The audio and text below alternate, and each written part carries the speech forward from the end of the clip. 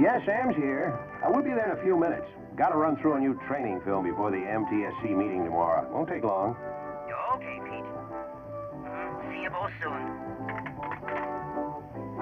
Well, Sam, stick around. Let's see what this is all about. The party will have to wait.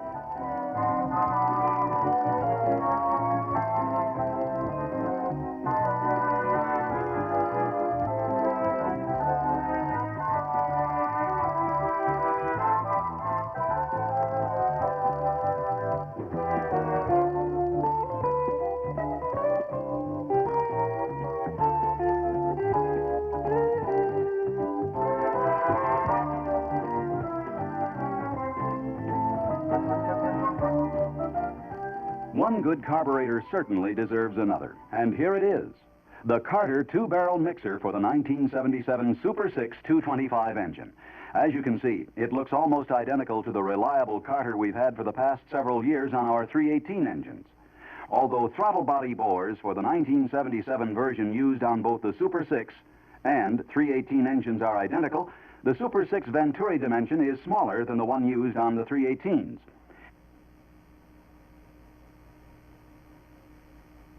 Internally, both Carters look alike, but the Super 6 carburetor has new features you should know about.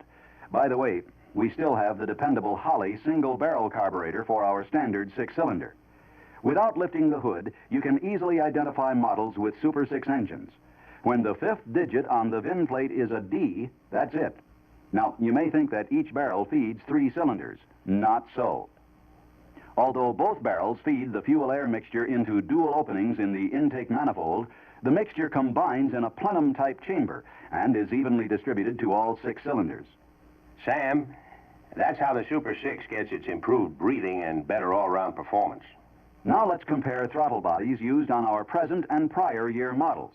For one thing, all 1977 Carter two-barrel carburetors have notches in the underside section. 1976 and prior models did not.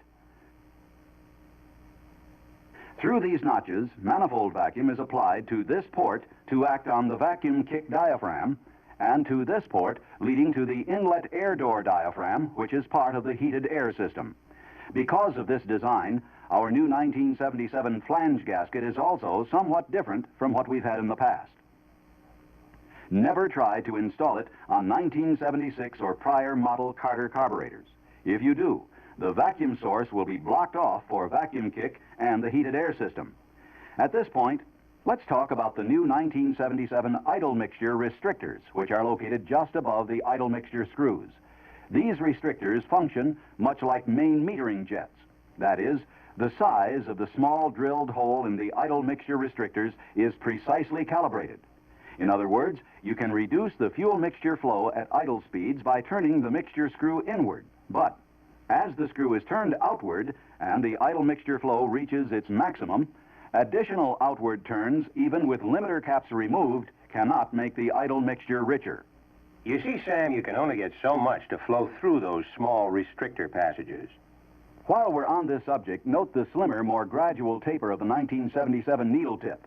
You could damage the idle ports if you use the incorrect mixture screws. And on top of that, Sam, those restrictors help reduce emission levels at idle speeds. Okay, so much for idle mixtures. Let's continue. Notice that air horn wall thickness of the Super 6 carburetor is greater than it is on models for the 318 engine. Because of this design, the choke valve now has more offset than in the past. Therefore, when the choke is on and the throttles are opened, air velocity rushing past the wider section of the choke valve forces the choke to open slightly more. Talking about emission control, the vacuum step-up piston on Super 6 carburetors has a limited amount of free travel as compared to the 318 version. This restricted movement is accomplished by reducing the dimension between the upper and lower stops.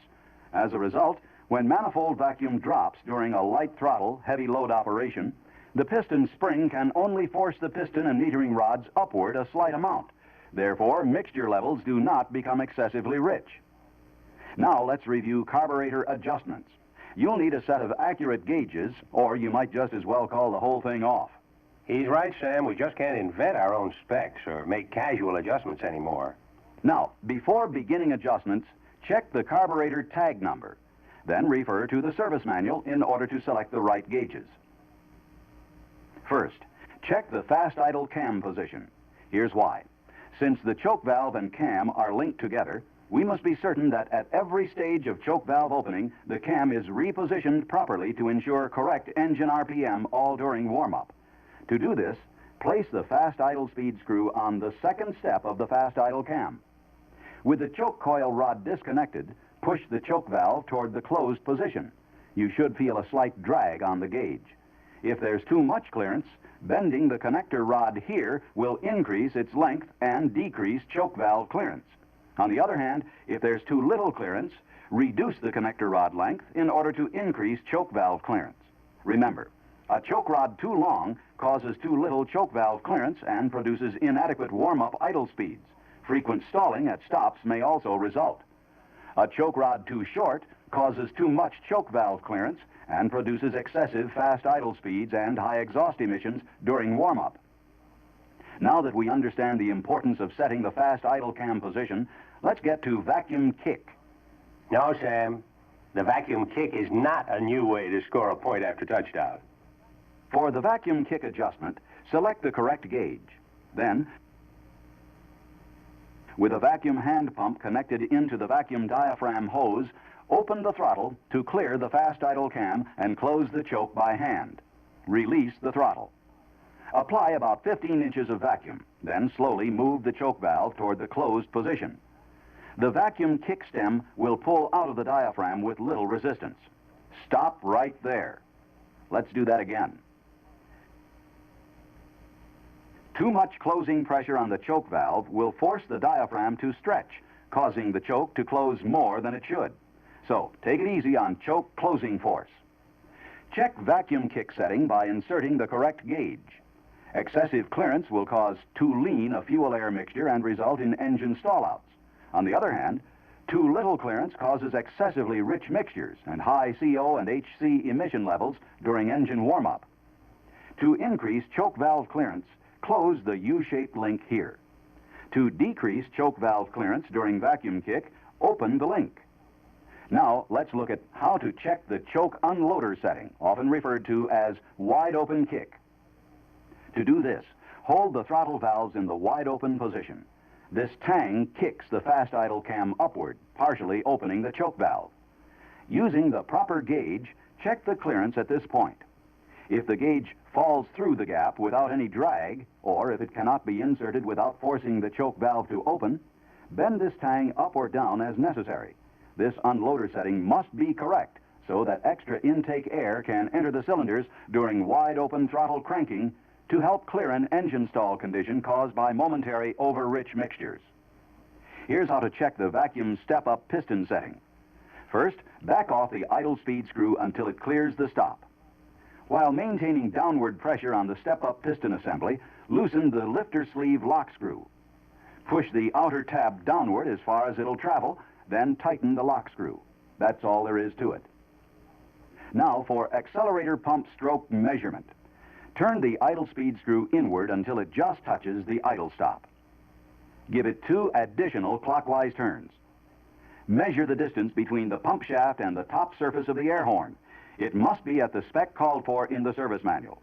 A pump shaft set down too far reduces pump stroke travel. As a result, too little fuel is discharged on acceleration, causing flat spots and hesitation. No, Sam, hesitation is not a new dance step. A pump set too high has too much travel, causing more fuel to discharge on acceleration than is necessary. Fuel economy suffers. In either case, loosen this small lock screw. Rotate the plastic sleeve until pump shaft height is set correctly. Snug the screw down. Recheck the measurement. Now, depending on the drivability problem, you may want to check float level. 2 methods can be used, on the bench and the wet check. We'll do the latter on the car. With the engine off, push the floats down so that extra fuel is forced out of the line into the float chamber. Now, make sure the fuel inlet fitting is tight. You may not realize it, but there's about a 10-to-1 ratio of movement between the float needle and the floats. For example, with only 15 thousandths of an inch inward movement of the needle, float height will change almost 150 thousandths of an inch. Measure the distance between the metal surface of the main body casting and the crown of each float at their centers. If out of adjustment, push the floats down to the bottom of the bowl. Then carefully bend the float tab one way or the other as needed.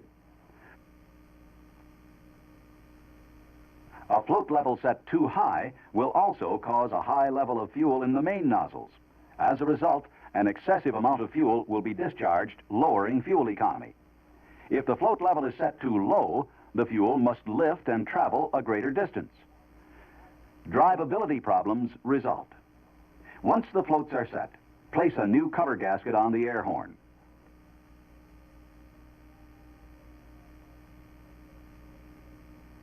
After the air horn is installed, reinstall the vacuum step-up piston and reset as described earlier.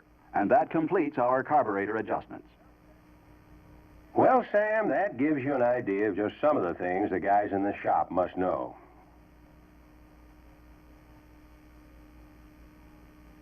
Say, would you like to see it again? Oh, Peter, let's get to the party. Can't we talk about those cute little floats and funny tangs later on?